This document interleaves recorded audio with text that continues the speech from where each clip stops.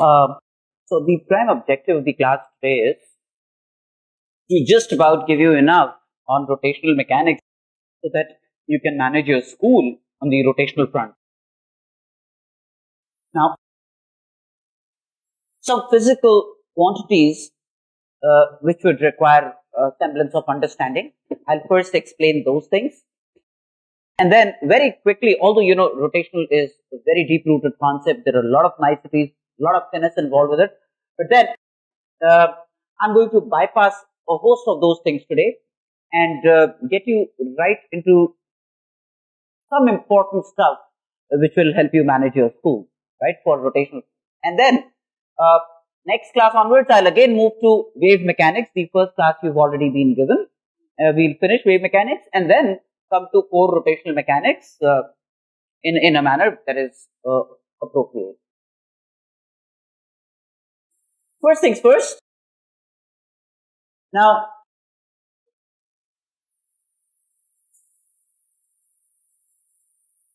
let's say this is a certain axis. This is a certain axis. And around this axis, AA, there is a collection of particles scattered. Around this axis, there is a collection of particles scattered.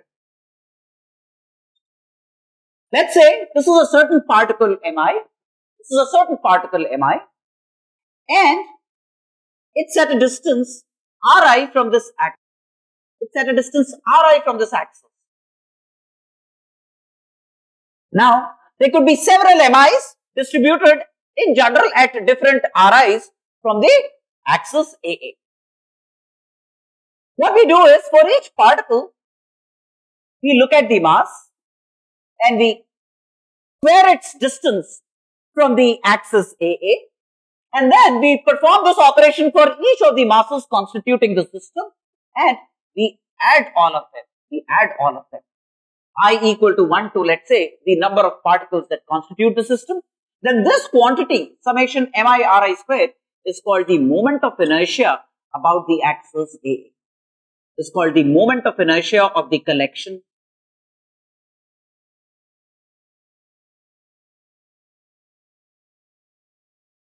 about AA. Its value will not only depend on the mass constituting the system, but will also depend on how these masses are distributed. That means the distribution parameter is Ri. How the masses are distributed with respect to the axis AA. So this quantity is called the moment of inertia about the axis AA. Now, in the event, you don't have a discrete, this was a discrete collection of masses, Mi, M1, M2, M3, located at R1, R2, R3. In contrast, if you have a collection of particles of a system that is continuous, that means you can think of a region in which a mass element could be conceived at every point of that region, right? So that's a continuous distribution of mass, right? So for a continuous distribution,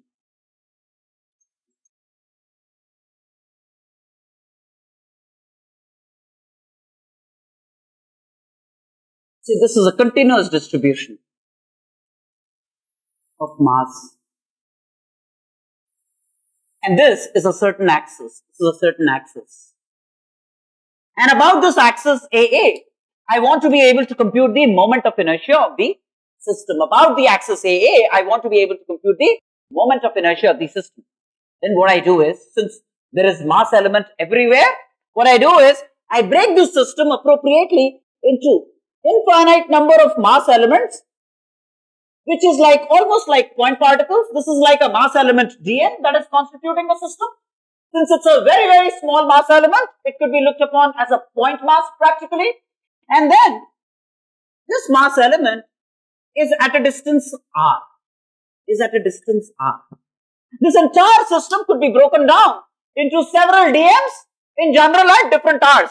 R would depend on the dm that you have chosen, right? So then what I do is, I take a dm into r squared for this mass, and I do this operation for all the dm's that constitute the system. I carry out a dm into r squared for all the dm's that constitute the system, and I add all the dm into r's. And my limit of integration should be such, so as to include every mass element of the system, right? And then this is going to give me, for a continuous distribution, the moment of inertia about AA, for a continuous distribution. I'm not mentioning the limits. The limits would be case specific. It would depend on what we are dealing with, what kind of a continuous system, the geometry associated with it would tell me what limits to choose so as to include every mass element constituting the system. So that's the moment of inertia for this system.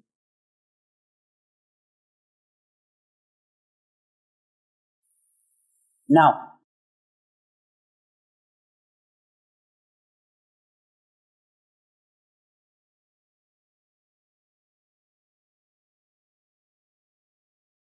some basic geometries.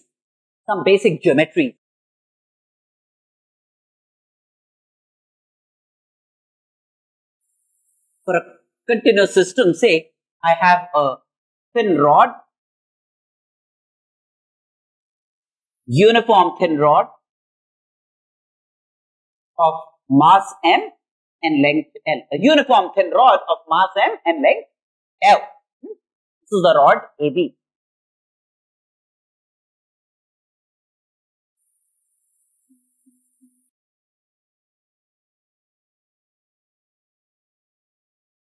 Now think of an axis passing through the center of mass of the rod. Think of an axis PP passing through the center of mass of the rod. This is the center of mass of the rod. So it's going to be located L by 2 from either end. It's going to be located at L by 2 from either end. Now what I do is, I have to break up this entire rod into several dm's. For each dm, I'll perform a dm into r squared and carry out a summation of dm into r squared, starting from this end to this end, so as to incorporate all possible mass elements of the system. So then, what I do is, I look at a small mass element at a distance r. I look at a mass element which is of length dr, which is of very small length dr, so that it could be imagined to be a point mass. Now, since it's a uniform thin rod, the mass per unit length of the rod is m by L. This is the mass per unit length of the rod.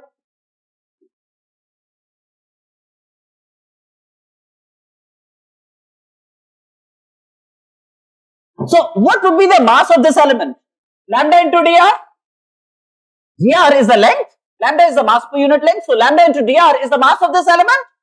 Now, the mass of this element into r squared would be its contribution towards the total moment of inertia, and then I need to sum it up.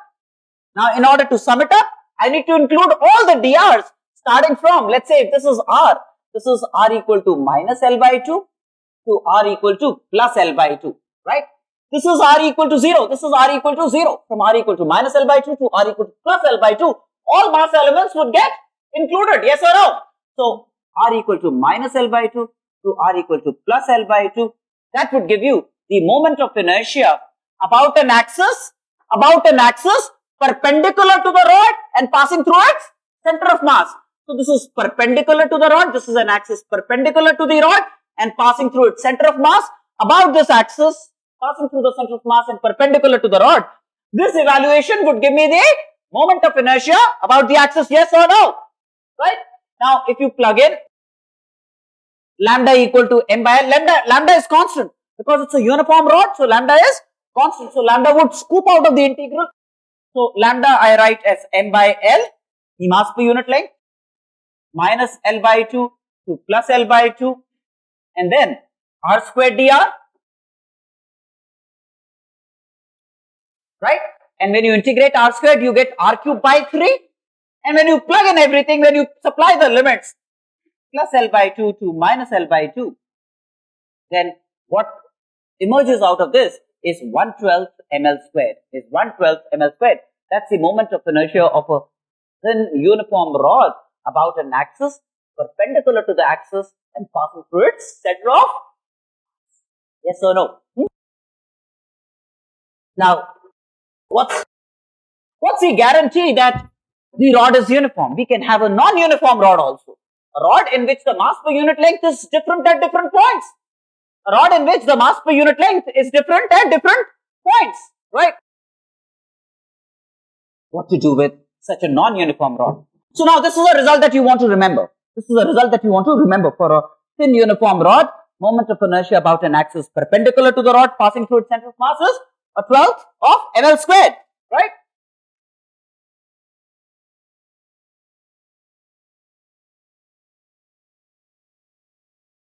You could have had, for example,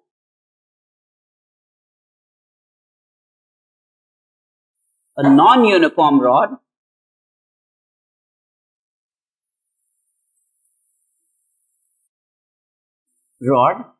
of mass m and length l.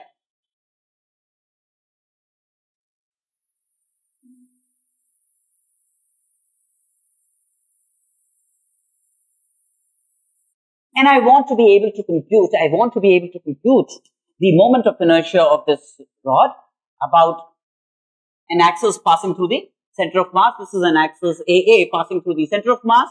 This is the center of mass of the rod. And say this line is r equal to 0. This line is r equal to 0. This is r equal to L by 2, this position. And this position is r equal to minus L by 2. Right? Now, if somebody tells you that the mass per unit length will depend on how far the point is selected from the axis. Say somebody tells you that lambda, the mass per unit length, will depend on r. So it will be a function of r, Then what you do is, again, like before, you select a mass element at a distance r and of length dr. At a distance r, you select a mass element of length dr. So at a distance r, all points on this mass elements are practically at a distance r, because this is almost a point element. So the mass per unit length over this would be lambda at r. So the mass of this element would be the lambda mass per unit length at r into the element length, which is dr. That's it. Yes or no? Right? So that's the dm of this into r squared. That's the contribution towards moment of inertia. And then you sum it up, starting from r equal to minus L by 2 to r equal to plus L by 2.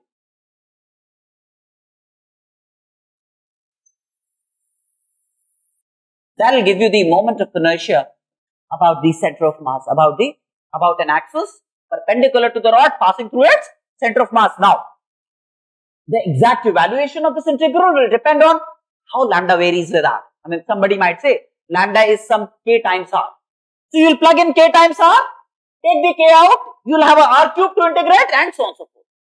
Somebody might say lambda varies as, say, some sin r.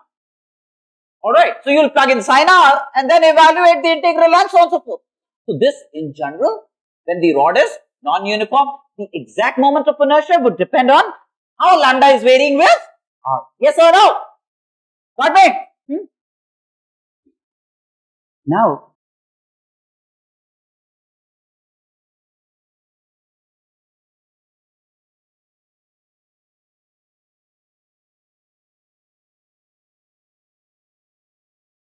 say there is a circular ring of mass m and radius r. There is a circular ring of mass m and radius r.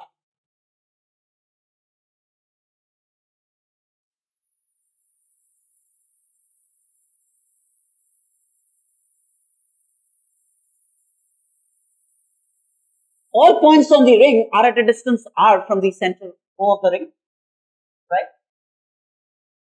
We think of an axis perpendicular to the plane of the ring passing through its center of mass, right? We think of an axis passing through O and perpendicular to the plane of the ring.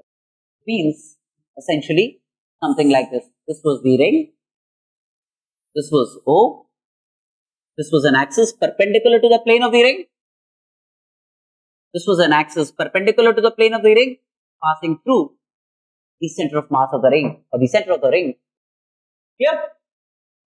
Now all that you need to do is, if I want to compute the moment of inertia, I break this ring into elemental mass elements dm, The contribution of this mass element towards moment of inertia about O is going to be gm into r square. The total moment of inertia about an axis OO passing through the center of the ring, perpendicular to the plane of the ring, passing through the center of the ring, but perpendicular to the plane of the ring would be sum of all of this, right? I about an axis AA is going to be, well, this R is the same for all dm, so R squared would scoop out of the integral sign, so R squared scoops out, and then integral dm, that means sum of all the dm's constituting the ring, would be the total mass of the ring, so this is going to be m r square.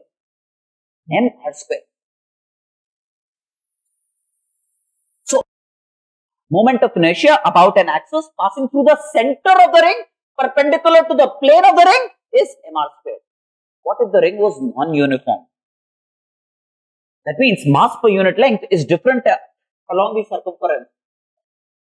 It will not make a difference, because even if the ring is non-uniform, right, the sum of all the dm's will still be the total mass of the ring.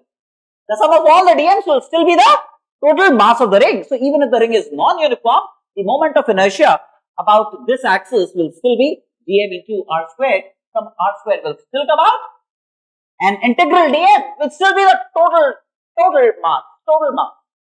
So mr squared will be the moment of inertia about such an axis. Got me?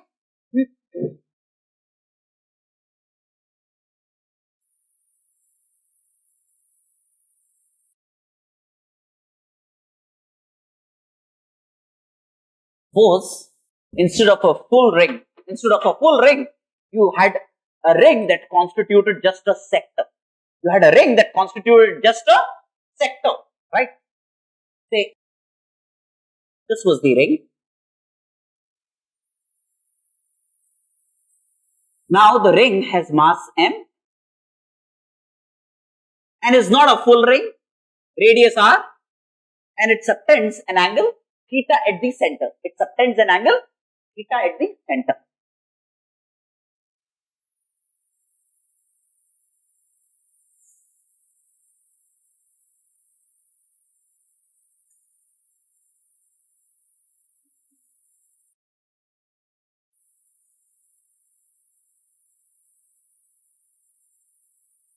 This mass is m and the radius is r. I now want to be able to compute the moment of inertia about the axis AA of this sector of a ring. Sectorial arc, it's only a sectorial arc, sectorial length.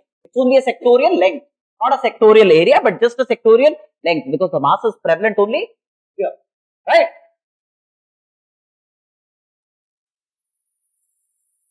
Now,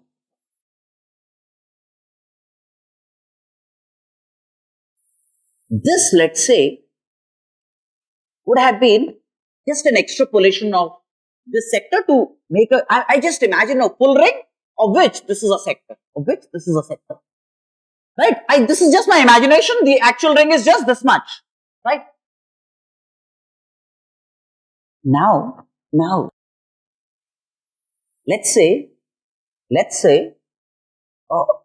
n such sectors constitute the full ring. Say n such sectors constitute the full ring. N theta is 2 pi, that is n theta is 2 pi. So 2 pi by theta would be the number of sectors. 2 pi by theta would be the number of sectors of this kind, identical sectors of this kind, right? Now, is the moment of inertia of each of these sectors. Let's say this is a sector, And if the moment of inertia of each of these sectors about O is I, then the moment of inertia of the entire thing about O would be n times I. Yes or no? Would be n times I. If the moment of inertia of just one is I, then there are n such sectors. So the total moment of inertia would get added up and it will be n times I, right? But n times I is the moment of inertia of this entire ring about O. But for the entire ring, what's the total mass? N times m. N times m is the total mass into r squared is the moment of inertia about O. For the entire ring, what's the total mass? M is now into r squared. That's the moment of inertia of the entire ring about this axis AA that we've figured out. So then the moment of inertia I for the sector is also mr squared, where m is the mass of the sector. M is the mass of the sector. Yes or no? You know what I'm saying?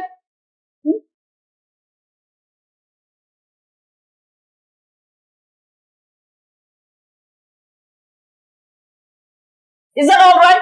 So for a sector, the moment of inertia about this axis is going to be also mr squared, sectorial ring, Clear?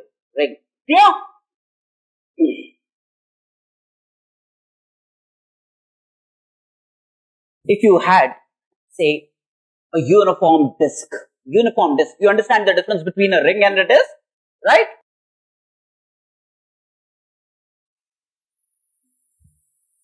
I mean, disk is where you go so that you can eventually wear a ring.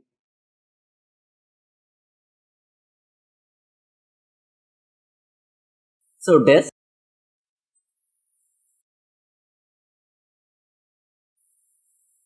this is the center of the disk. There is an axis perpendicular to the plane of the disk. This is an axis AA perpendicular to the plane of the disk and passing through the center of mass of the disk. This is a disk of total mass m and of radius r. This is a disk of mass m and radius r. So the mass per unit area of the disk is m by pi r squared.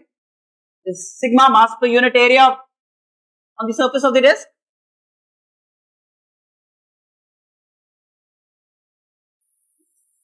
We will assume that it's a uniform disk. If it's a uniform disk, that means sigma is the same, the mass per unit area is the same everywhere on the disk. If you take one square area anywhere on the disk, it will have the same mass. That's what it means. That's what it means, right? Now about this axis of symmetry for the uniform disk, I want to find the moment of inertia. Now, the disk is really composed of infinite number of concentric rings. This disk could be imagined to be composed of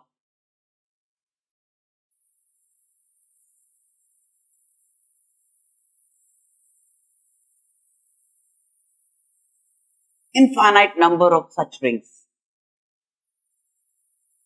This is a ring. This is a ring of radius small r and of thickness dr. This is a ring of radius small r and of thickness dr. The center O. Starting from small r equal to 0 to small r equal to capital R. All the rings, these are all coaxial concentric rings. These are all the rings starting from small r equal to 0 to small r equal to capital R would be concentric, coaxial, same axis rings. Yes or no? Right? Now, about the same axis, AA. What's the mass of this ring? What's the mass of this ring? Hey, the circumference of this ring is 2 pi into small r. 2 pi into small r is the circumference of the ring into dr. That's the thickness of this ring. That's the thickness of this ring. So 2 pi into r into dr will give me the shaded area of the ring. Into sigma, which is the mass per unit area. So mass per unit area into area will give me the mass of the chosen ring. Yes or no? Right? Now, this is the mass of the ring. Then the mass of the ring into small r squared would give me the moment of inertia of this ring about AA. Therefore, now, the total moment of inertia of the disk would be the sum of the moments of inertia of the various rings starting from small r equal to 0 to small r equal to capital R. So this will give me the total moment of inertia of the disk about AA, about the center of mass axis perpendicular to the plane of the disk, starting from small r equal to 0 to small r equal to capital R. You know what I'm saying? Now, if you plug in sigma equal to m by pi r square, this sigma equal to m by pi r square, and integrate with these limits in mind, then you're going to get the moment of inertia as half mr squared. As half mr squared. That's the moment of inertia about AA.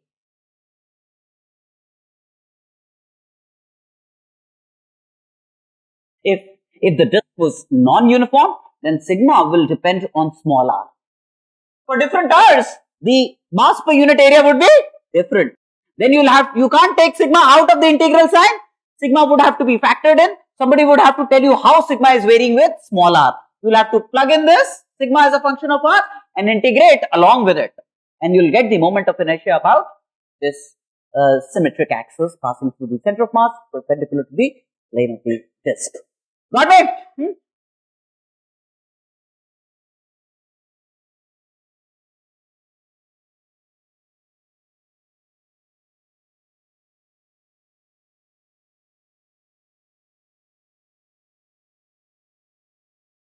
Instead of a full disk, you had a disk with a sectorial area, right? I mean, say, this was the disk, bending an angle theta. Disk of mass m, radius r, with a sectorial angle theta, with a sectorial angle theta. Means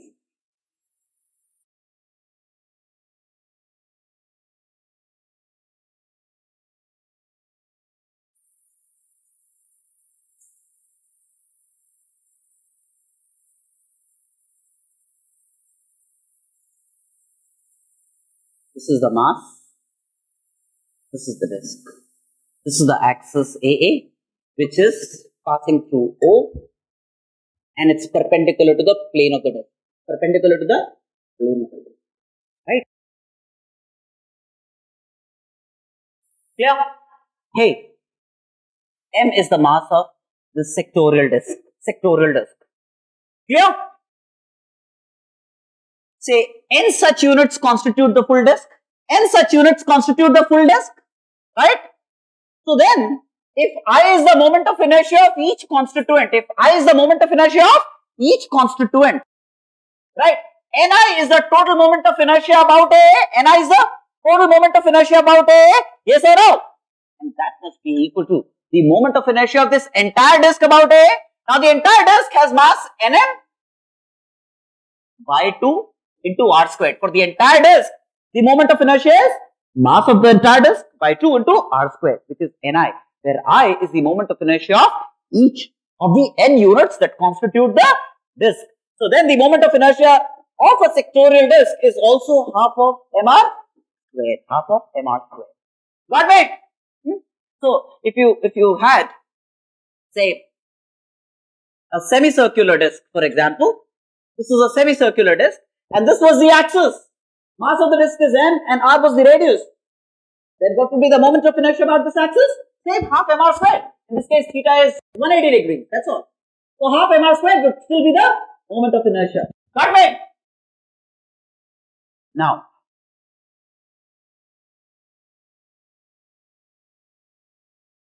no confusion, right?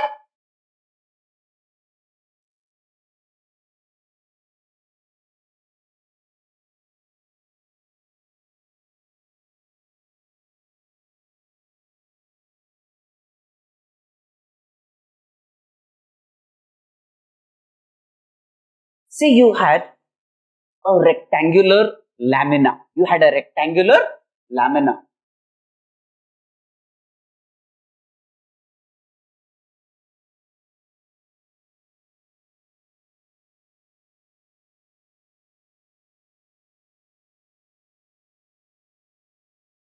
Uniform. Uniform rectangular lamina. Right?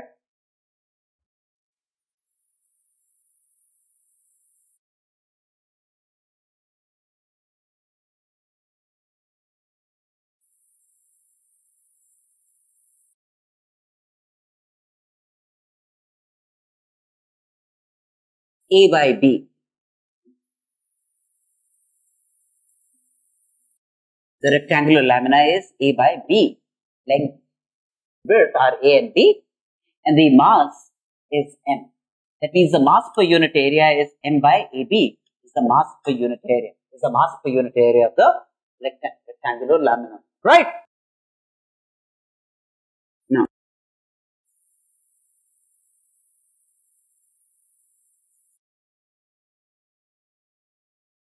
center of mass. The center of mass of this would be, if you draw a line midway from here and you draw a line midway from here, then you will get the center of mass of the rectangular lamina. You will get the center of mass of the rectangular lamina, which is like A by 2 from here and A by 2 from this end, right? And B by 2 from this end and B by 2 from this end, right? So this is, let's say, an axis PP. This is an axis PP passing through the center of mass, of the rectangular lamina. And in the plane of the lamina, this is in the plane of the lamina. This is the plane of the lamina. This is in the plane of the lamina. The lamina, by the way, is to ensure that you are not being misled. The lamina is mass everywhere. That's the lamina, right? There is mass everywhere. To avoid clutter, I didn't shade this. Now I want to compute the moment of inertia about an axis passing through the center of mass, and parallel to one of the sides in the same plane, and parallel to one of the sides, say.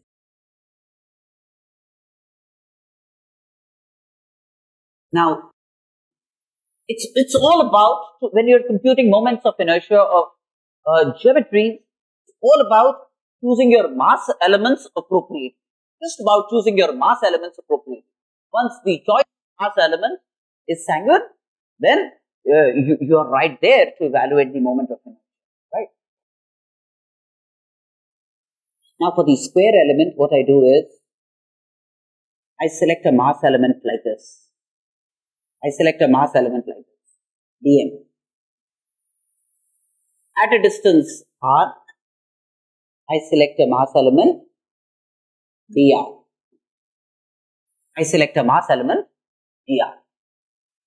Right? Now, this mass element dr is of area b into dr. This mass element is of area b into dr.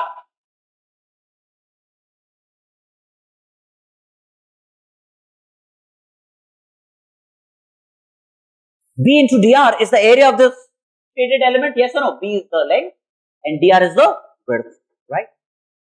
That's the area of the shaded element. The mass of this element would be mass per unit area m by ab into area. That will be the mass of this element, right? Now the mass of the element, and each point on the area element is at a distance r from the axis. So gm into r square. That would be the contribution towards moment of inertia about the axis PP, right? Yes or no? The mass element into r square, that's the moment of inertia about PP for the chosen mass element, right? The total moment of inertia is going to be sum of all of this. Where r changes from minus a by 2 to plus a by 2, right? Say this is r equal to 0, this is r equal to plus a by 2, this would be r equal to minus a by 2. So r equal to minus a by 2 to r equal to plus a by 2, you will get the moment of inertia about PP, which would be 1/12 ma squared. It will turn out to be 1/12 ma squared when you integrate. Right?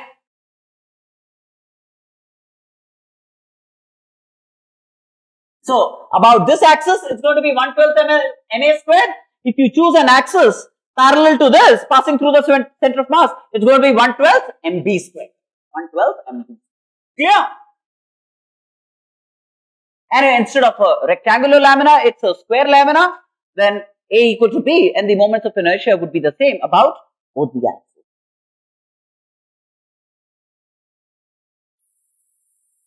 Now, this was some brief idea on how to carry out basic calculations, very basic calculations on moments of inertia for continuous geometries. Now to augment this understanding, although using first principles, this is first principles.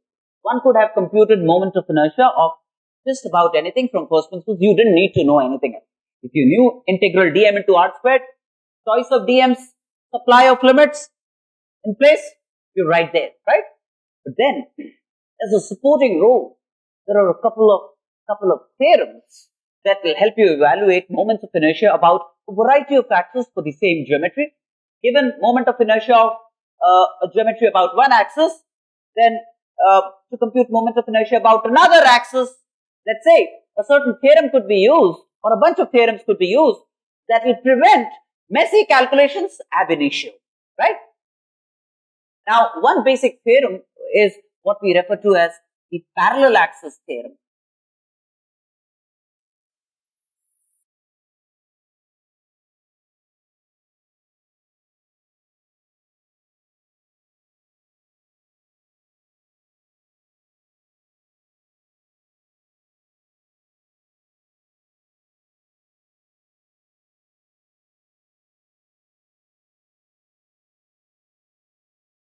So this was a certain planar body. This was a certain planar body. This is its center of mass, and this is an axis passing through the center of mass, AA. This is axis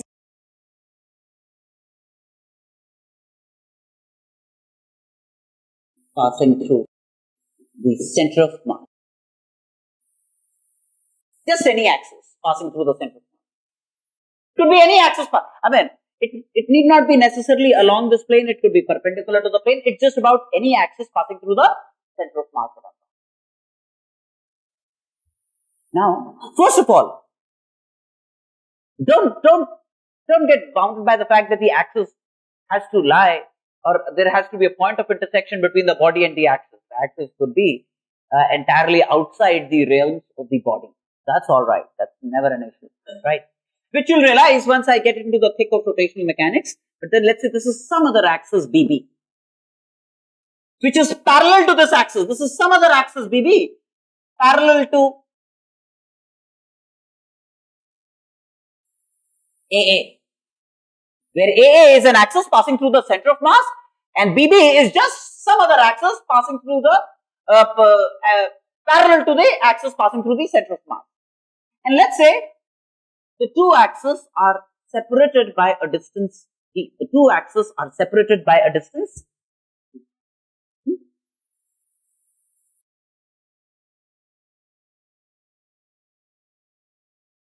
Now, say there is a mass element Mi constituting this system. This entire system is several Mi's. This is a certain Mi at a distance Ri from the center of mass axis. This is a center of mass axis. This is a center of mass axis. Now, moment of inertia about BB is going to be what? Is going to be, well, Mi,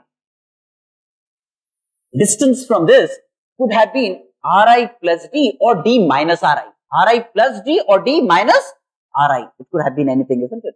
Depending on where Mi is. For example, if Mi was here, it would have been D minus Ri. Right? So plus minus Ri plus D whole square. For certain i's, this will be a plus sign. For i's, for example, here, it will be Ri plus D. For i's here, it's going to be D minus Ri. Right? That will be the moment of inertia about BB. So, moment of inertia contribution of Mi about BB. The total moment of inertia is going to be sum of all the mass elements making their own contributions about BB. No? So, the moment of inertia about an axis parallel to the center of mass axis at a distance D from the center of mass axis. It's going to be this? Yes or no? Where I'm not writing explicitly the limits of summation, the limits would be such so as to incorporate every possible mass element constituted. Such would be the limit. So don't bother about it. The limits should be the same. You know what I'm saying? So now I have like summation mi ri squared. Now whether it was plus or minus, right, plus minus 2 times summation mi ri into d. D is the distance between the two parallel axes. D is the separation between the two parallel axes. And then summation mi into d squared. That's the moment of inertia about an axis parallel to the center of mass axis at a distance d away from the center of mass axis. Now summation mi ri squared. Summation mi ri squared is moment of inertia about the center of mass axis.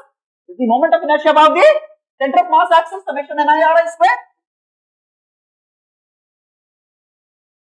Now this d will not depend on I because it's the distance between the two axes.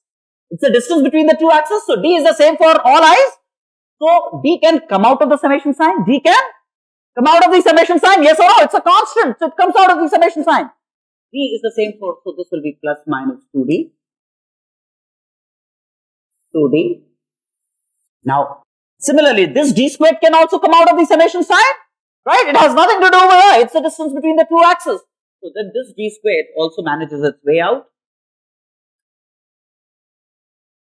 So far so good. Now summation mi is the total mass of the system. Total mass of the system. Now this line is r equal to 0. Yes or no? This line is r equal to 0. When I say summation mi ri by summation mi, I get r of the center of mass by definition. Yes or no? I get r of the center of mass. When I say summation mi ri by summation mi, I get the r of the center of mass. Hey, but r of the center of mass is 0. R of the center of mass is 0. It lies on r equal to 0 by our choice. Right? So this is 0, which means summation mi ri is 0. Summation mi ri is 0. Yes or no? So this term goes into oblivion because summation mi ri is 0. Right? Are you lost? Right? So then, this is I about the Cm. This summation mi is the total mass of the system. So plus md squared, plus md squared. So I about an axis parallel to the center of mass axis would be I about the center of mass axis plus the total mass of the system into square of its distance into square of its distance, square of the distance of the parallel axis from the center of mass axis. Right? So which means what? If you have as a ready reckoner, I computed about this axis, then the I about this axis, you don't have to go from first principles and compute everything from scratch. You can use this very result, ICM known. This distance would be given to you, the mass of the system, plus md squared. This will give you right away the moment of inertia about the axis BB, which is at a distance d from the center of mass axis and parallel to the center of mass axis. So this is the parallel axis theorem. This is the parallel axis theorem. It's a very useful theorem. It helps you do a world of things.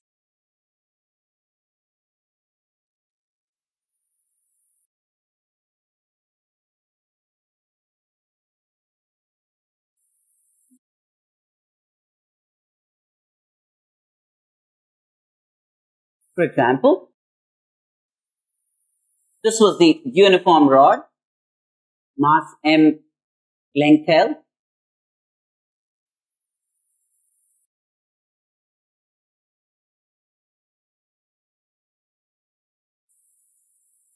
And about an axis passing through the center of mass.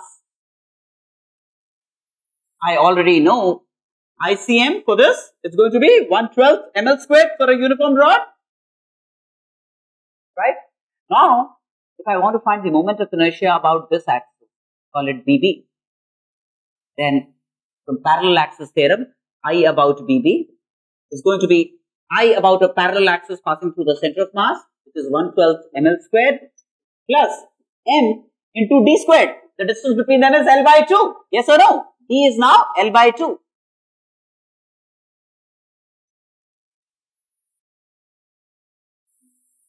Yes or no? And this will give me an L by 2. This would give me 1/3 ml squared. This is another result that you want to remember. moment of inertia about an axis perpendicular to the rod and passing through the end of the rod is 1/3 ml square. Is 1/3 ml square.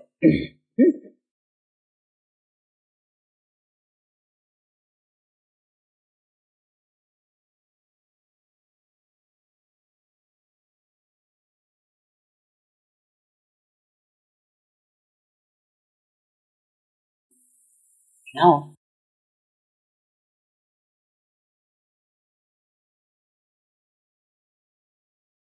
for a rod, you could have had, say, this was a rod AB. This is a rod AB.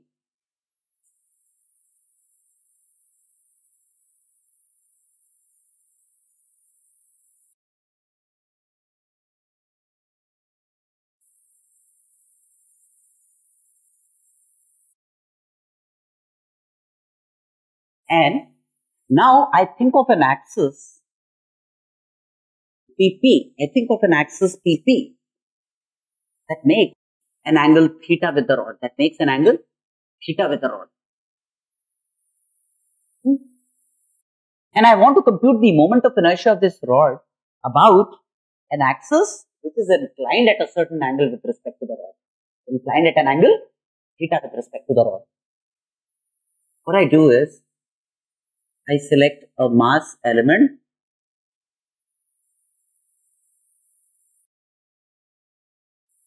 at a distance r from one end. At a distance r from one end, I select a mass element, say dm, mass element dm. This is a mass element dm chosen, mass element dm, which is chosen at a distance r from one end, right? Now, the distance of this mass element from this axis is going to be this x,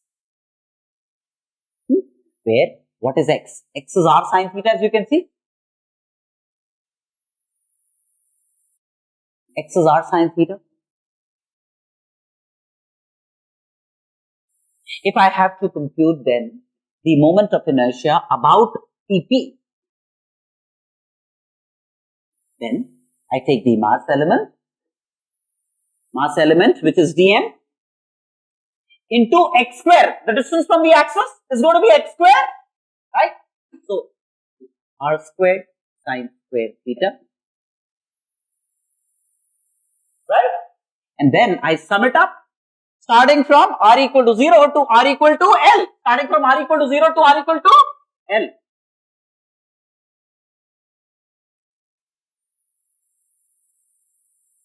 Listen. Hey, this sine square theta is the same for all dm's because theta is a constant angle. No matter where you select dm, this angle will still remain theta. So this sine square theta manages its way out. So once it wiggles out, we have like sine square theta coming out of the integral sign, r squared dm, r equal to 0 to L, the length. Yes or no? Hey, but if I select dm into r squared, then I get moment of inertia about an axis passing through one end, about an axis passing through one end. Yes or no? But the moment of inertia about an axis passing through one end is 1/3 ml squared. Yes or no? This dm into r squared. This dm into r squared. Right? I chose a mass element dm here and square of its distance from this axis. So I get moment of inertia about one end of the rod. Yes or no? No. So, but moment of inertia about one end of the rod is 1/3 ml squared, is 1/3 ml squared. So, this is going to give me like sine squared theta into 1/3 ml squared.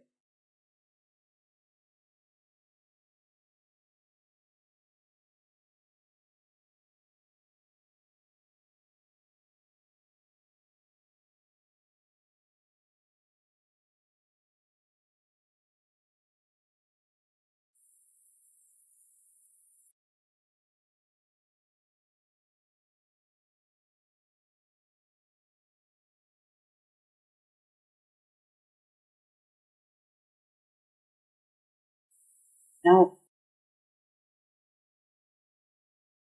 Another result is extremely important towards calculations of moments of inertia is what we refer to as perpendicular axis theorem. Perpendicular axis theorem, which is which is applicable only when we're talking of laminar bodies, only for laminar bodies. Perpendicular axis theorem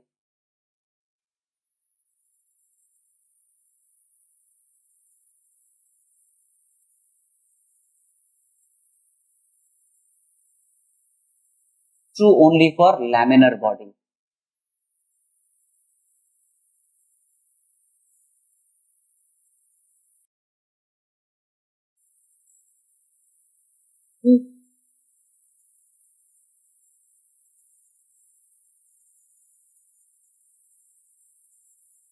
So this is a certain laminar body.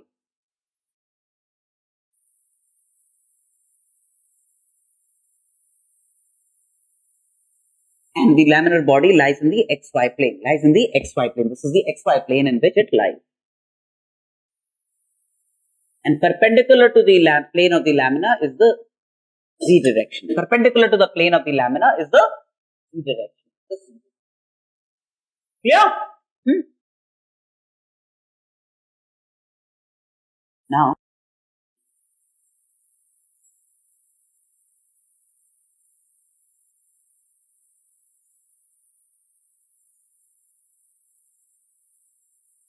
if I select a mass element dm at a point P,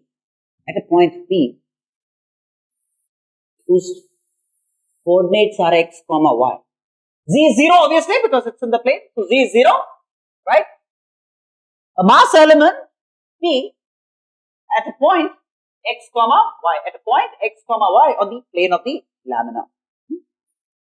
Then its distance from the y-axis is going to be x, and its distance from the x-axis is going to be y.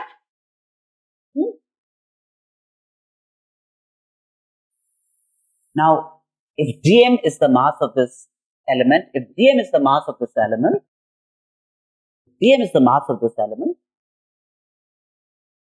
then dm into x squared will give me the moment of inertia about the y-axis. Dm into x squared will give me the moment of inertia about the y-axis.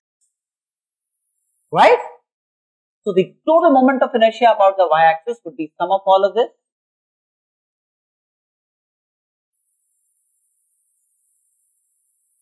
Sum of all of this, the dm's, the limits of integration chosen, so as to include all the dm's constituting the system. Yes or no? The moment of inertia about the x-axis. This is the x-axis. So now the distance from the x-axis is y unit. So we'll have dm into y squared as the moment of inertia about the x-axis. Again, the limits chosen to include every single dm of the system, right? The distance from the z-axis is x square plus y square. Do you realize that this is x square plus y square? Distance from the z-axis is x square plus y square. Yes or no? This is r square. Distance from the z-axis, which is x square plus y square. Yes or no? Distance from the z-axis is x square plus y square. That's r square. Square of the distance from the z-axis. So then, moment of inertia about the z-axis is going to be integral dm into r squared, where r squared is x square plus y squared. Yes or no? Which I can write as integral dm into x squared plus integral dm into y squared. But this is I and this is I xx. So then IZZ would be IXX plus IYY.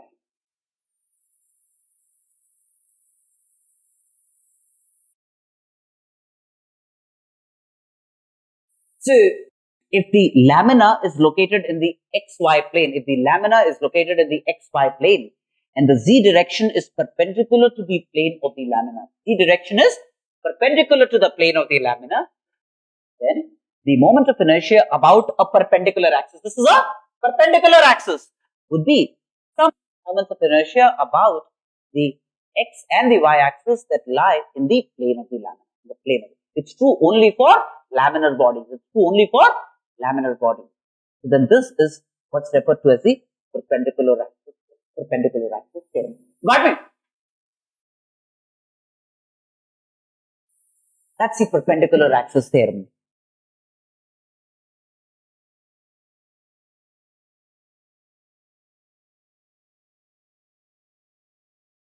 Now, applications.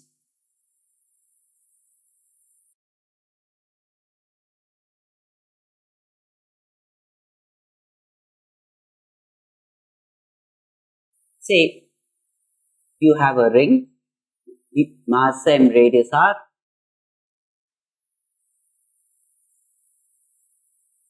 This is the center of the ring.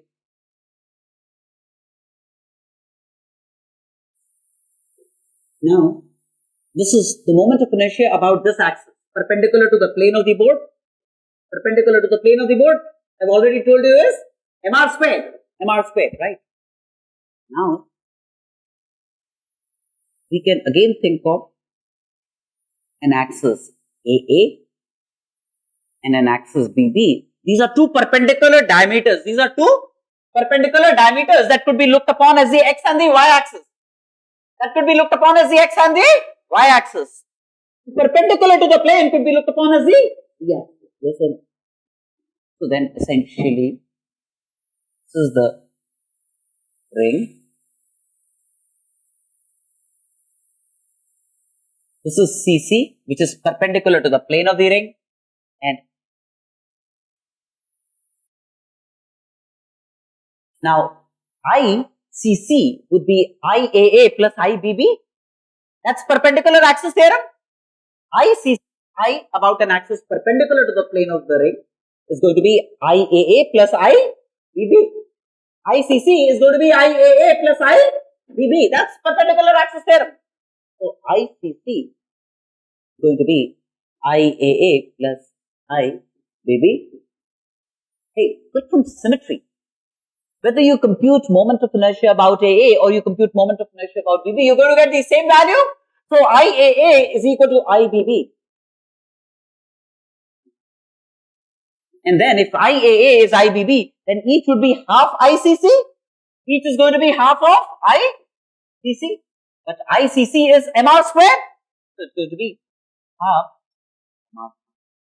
So about any diameter, the moment of inertia is going to be half mr squared. It's going to be half mr squared. Yes or no? Right?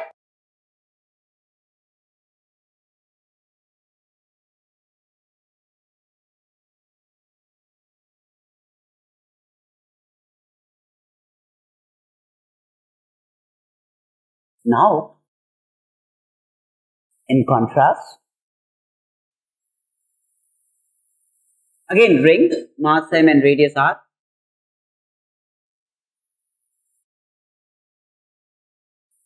Not about a diameter, but we want to compute moment of inertia about a certain chord. PP is a certain chord at a distance d from O. This is a certain chord. You want to compute the moment of inertia about not a diameter but about a chord, right? Hey, you already know that the moment of inertia about a diameter, this is AA, IAA, passing through the center of mass. This passes through the center of mass, IAA, is half mr squared. Then from that axis theorem, you can migrate to IPP, right? So IPP is going to be IAA, which is moment of inertia about an axis passing through the center of mass and a parallel axis, plus m into d squared. So which is half mr squared plus m d squared. If you want moment of inertia about a tangent, D becomes R. D becomes R. So half mr squared plus mr squared, 3 by 2 mr squared. D then becomes R. Got me?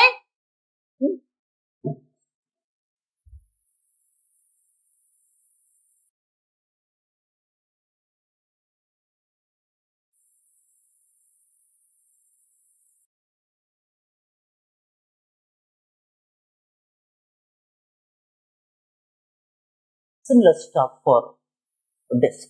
Similar stuff for a circular disk. This is a circular disk.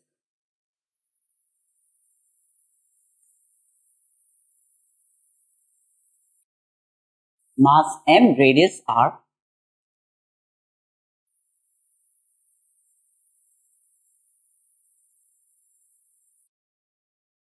These are two diameters, perpendicular diameters. Disk lies in the plane of these diameters, right? So this could be looked upon as the x and the y direction, the xy plane in which the disk lies, right?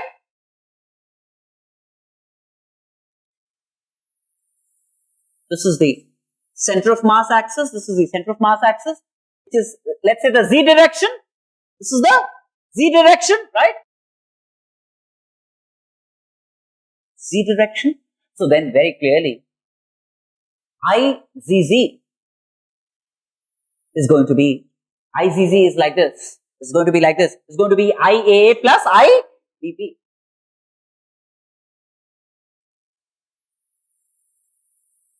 Hey, but IAA is the same as IBB. So IAA is the same as IBB from symmetry considerations. Then each would be equal to half IZZ. Each is equal to half IZZ. But IZZ half mr squared. So this becomes 1/4 mr squared. So about a diameter, about any diameter for a disk, the moment of inertia is going to be 1/4 mr squared. 1/4 mr squared. Now instead of the diameter, if you had a chord, so it's going to be, you'll apply parallel axis theorem. So if you now want to move to the chord PP, then what are you going to do?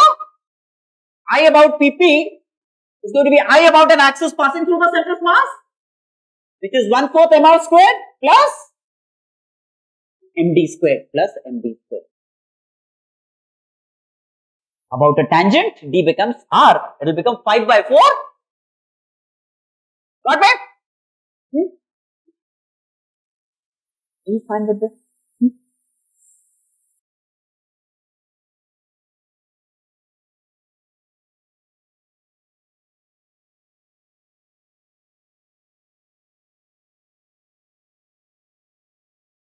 For a rectangular lamina,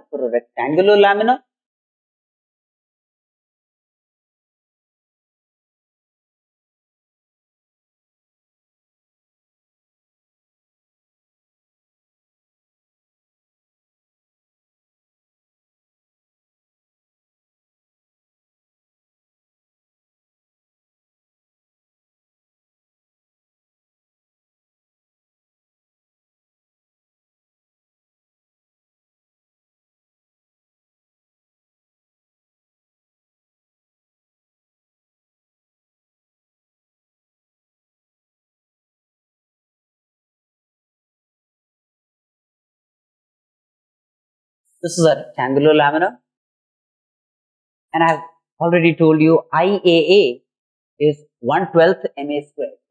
IBB will be 1/12 MB squared. This is a rectangular lamina, and this is an axis perpendicular to the plane of the lamina, ICC. CC is an axis perpendicular to the plane of the lamina. So this is the z direction. AA and BB are x and y directions. AA and BB are x and y directions. So then, if CC is an axis perpendicular to the plane of the lamina, then by perpendicular axis theorem, ICC would be IAA plus IBB, but I about this axis would be 1/12 MA squared plus 1/12 MB squared. So it would be 1/12 MA squared plus.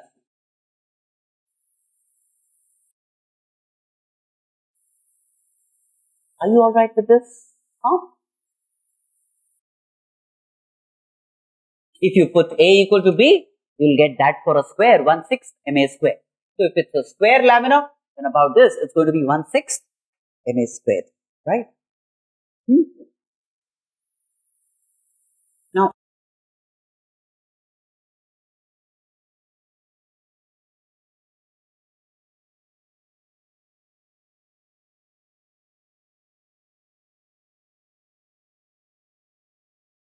see, this was a square lamina,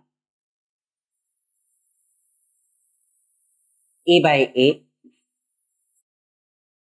square lamina A by A.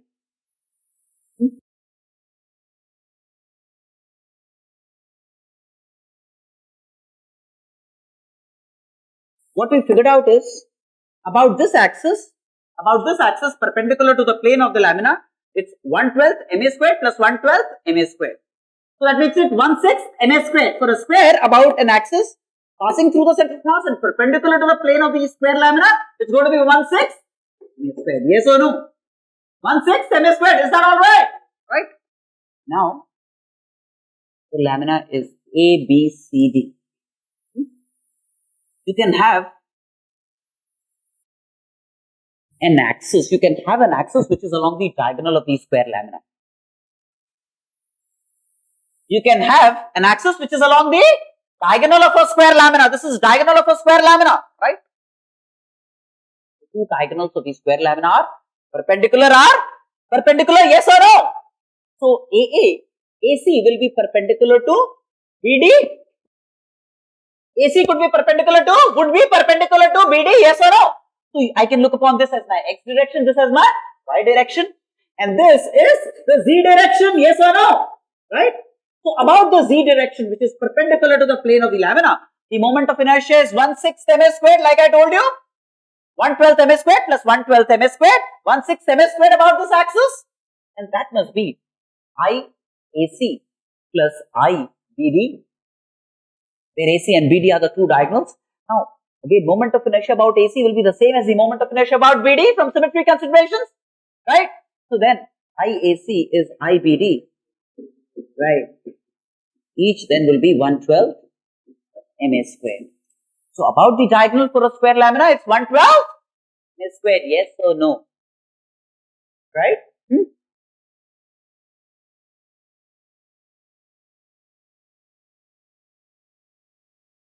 Now, for the square lamina, again,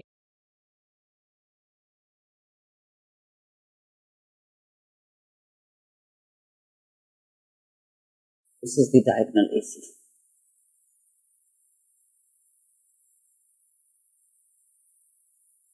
This is the center of the square.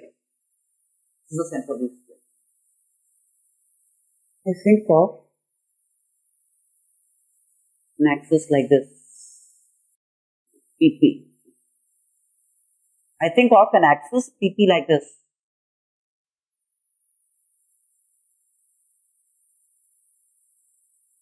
My claim is I about any PP is equal to I about AC.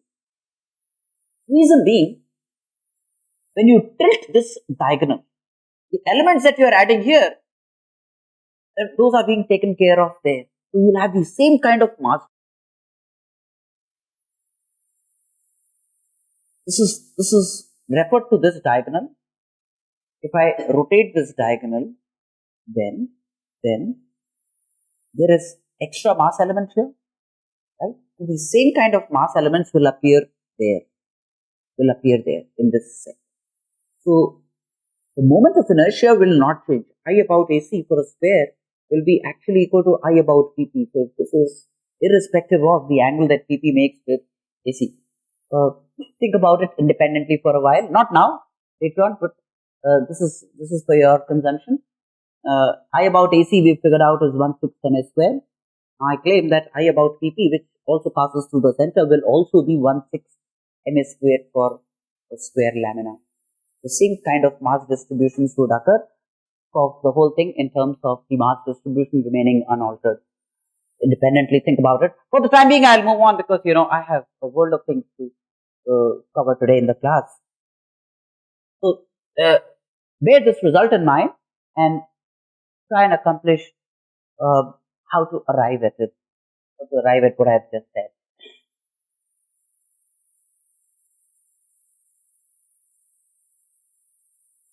So IAC, IBD we've figured out is 112 MA square each about the diagonals. Till the diagonal, you'll still have the same moment of inertia. You'll still have the same moment of inertia. The other way of looking at it is, if you tilt one diagonal, you tilt the other diagonal the same direction, you'll still have two perpendicular axes passing through the center, and the sum of their moments of inertia about a perpendicular axis would be. That's another way of looking at it if you like. See? By rotating one diagonal by a certain angle, rotate the other diagonal also by the same angle, they will still remain perpendicular, and the lamina could be looked upon as one being in the plane of those two new axes, perpendicular axes. This is it. Alright, now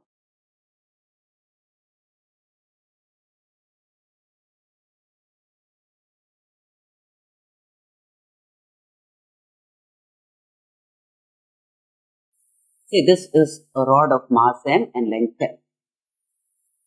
This is another rod of mass m and length.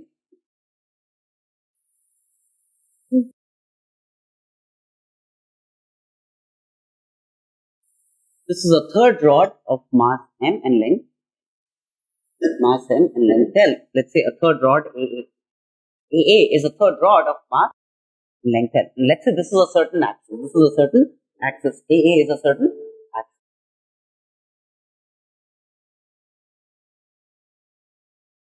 I want to find the moment of inertia of this composite system. This is a composite system. I want to find the moment of inertia about AA of this composite system. Moment of inertia about AA.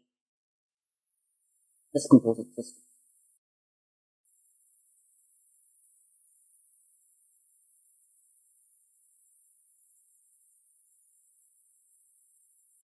What's going to be the moment of inertia? Let's say this length is L. So each point on this mass m is at a distance L. Is at a distance L? Yes or no? Is at a distance L? So then m into L squared plus m into L squared mass element into L squared mass. So the whole thing ML summation mi Ri squared would be m into L squared about this. See, for this will contribute about AA m into L squared. Yes or no? Right?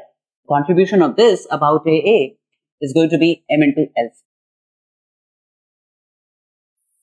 Right?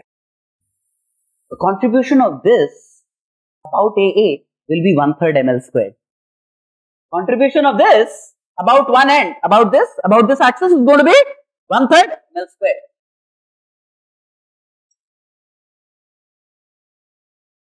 And this very rod, well, contribution about its own line will be 0 because the Ri's will all be 0 for this mass elements. So the mass elements constituting this rod, the Ri's will all be 0. Distance from itself will be 0. So Ri's will be 0 for all mass elements flying along this rod, right, along AA. Then plus, that's going to give me 4/3 ml squared for this rod. 4/3 ml squared for this rod. Yes or no?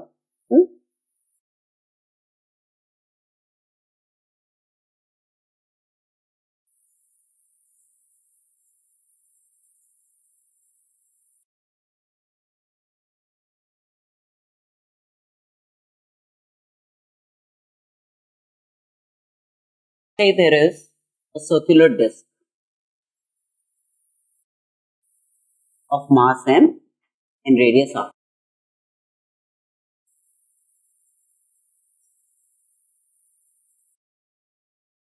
Circular disc of mass m and radius, right?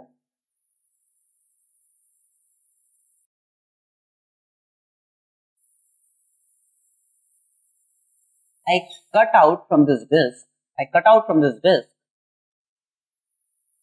another smaller disc of radius r/2,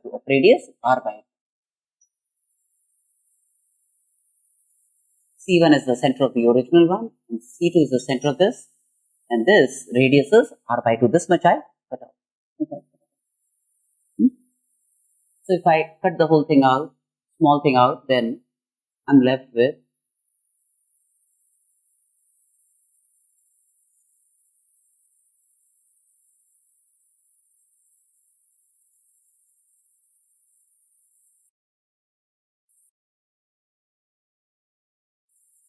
This is the region remaining, shaded region, right? And I want to find the moment of inertia of the shaded region about an axis perpendicular to the plane of the disk passing through the.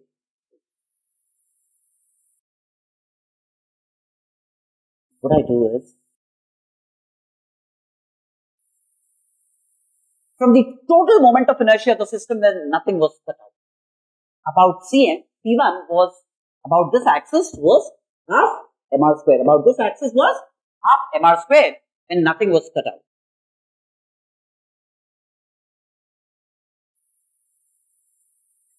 Yes or no? That's the moment of inertia about an axis passing through C1 and perpendicular to the plane of the original uncut disk was half mr. Clear? Was half mr squared originally? You can ask me. I have a question.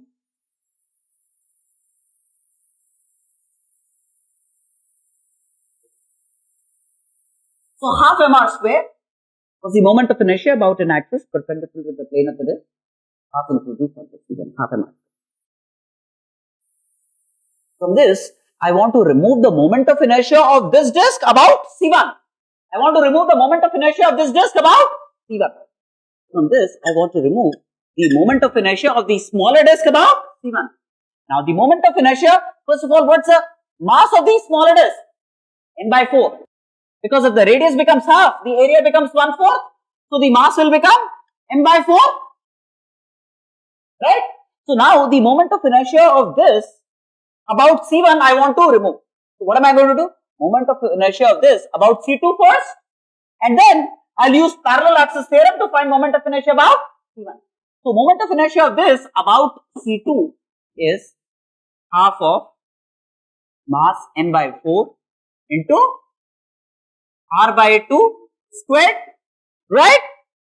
Plus, so that's about C2. So, about C1, I'll use parallel axis theorem. So, m/4 into r/2 squared, md squared, the distance between, this is r/2. So, the distance between them is r/2. So, md squared. So, this would give me the moment of inertia about an axis passing through C1 of the remaining portion of the remaining portion. Yes or no? So, that's what you do in the event you have portions scooped out from certain geometries. Got me?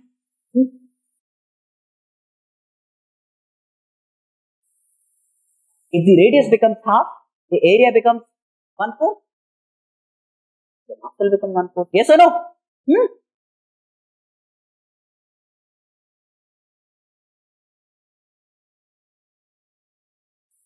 For the same thickness, we are assuming the same thickness. Thickness is like this, same thickness. So if you reduce the area, the mass will reduce proportionately.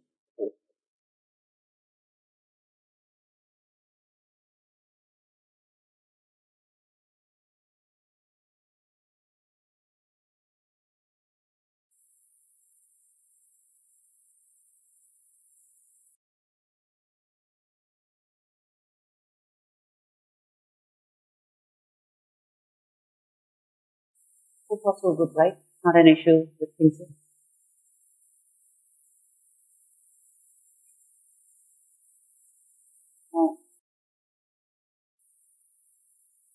I'll not digress. Now you've had a feel for calculations involving moments of inertia. But then, these are the basic ideas, and various combinations of these could be used to calculate moments of inertia of various geometries. Right? Two, which I'll just state without proof for the time being. One is, if you had a solid sphere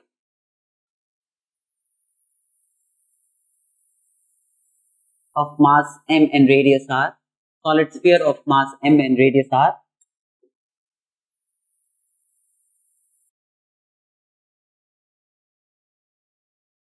then the moment of inertia about the diameter of the sphere, the moment of inertia about the diameter of the sphere is 2/5 mr square.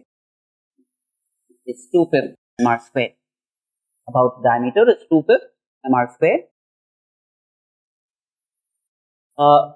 If you had a hollow sphere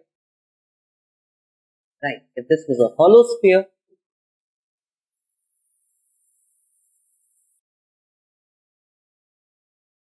the moment of inertia about an axis passing through the center of mass is going to be 2/3 mr squared. It's going to be 2/3 mr squared. These are two more results. In fact, just one more. If you had a cylinder,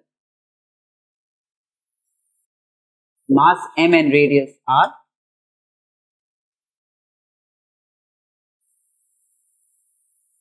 I mean, if you really think of a cylinder, it's like a disc with good enough thickness. It's like a disc with good enough thickness. That's a cylinder. So, whatever calculations are involved in a disc would be the calculations that would be involved in a cylinder. So, if there is this axis passing through the center of mass, then the I about an axis passing through the center of mass, the axis of symmetry, is going to be half the mass for a solid. Same as that, of course. It is not. See, the length is factored in the mass. You realize that? I mean, if you have a greater length, the mass will increase. So, it does depend on the length, isn't it?